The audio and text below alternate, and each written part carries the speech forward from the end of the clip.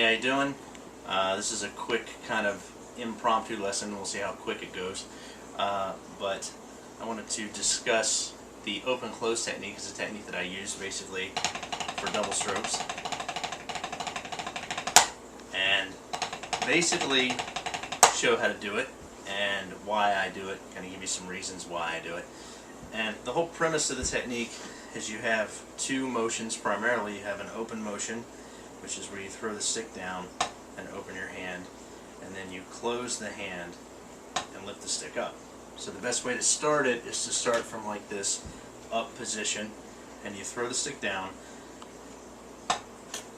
So you want to be really loose too, so that's very helpful. Throw it down like this, and when you hit, you want to let the stick hit it and then slide along your hand like this. You want to let your hand keep going down and let the rebound drive the stick up. A lot of people actually want to throw the stick up with their hand. That's no good, because if you're up, then you can't close your hand and go back to the up position. So you want to throw it down and let it slide. When it hits, slide along your hand like this. So down. Good way to practice it is just to do a bunch of downs at this, like this. Just kind of get the motion of the downstroke like this. You'll notice I've kind of dropped my leg out of the way so the stick can like really fly out. My leg over here just bank right into my leg.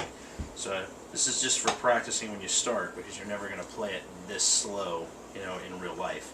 But for practice, you want to throw it down. Just do a bunch of the down throws like this. And then the next step, once you can do that, again, do that a whole bunch just to get comfortable to build that motion into your hand. Like I said, it's very common for people to go and throw the stick back. It's not going to work. So throw it down like this, and then close your hand. It closes, and when it hits, the rebound also helps you to lift back up. So you want to start in like this vertical position, like this, and then eventually you'll close it like this.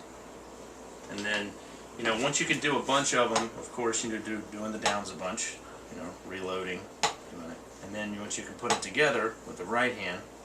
You can see my right hand over there is doing it too.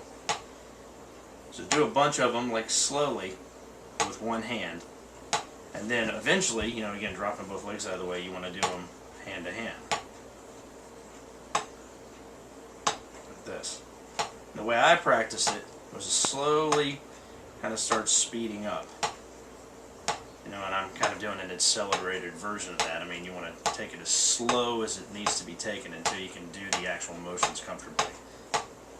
And you'll notice it gets smaller as I get faster.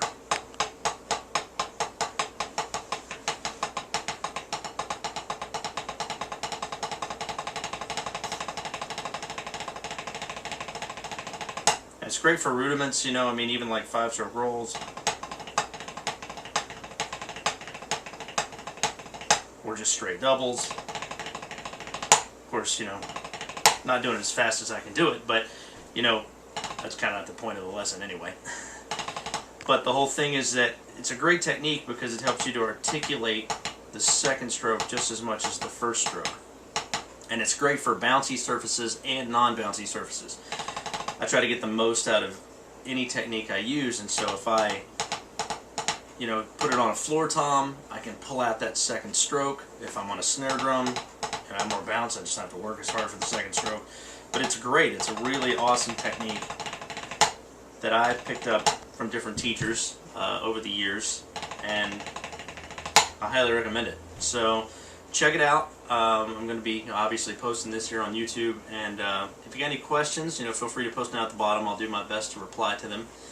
And yeah, so take it, play with it, see what you think of it, and experiment, And again, give it time, be patient with it, because trust me, this did not come easy for me, as far as overnight.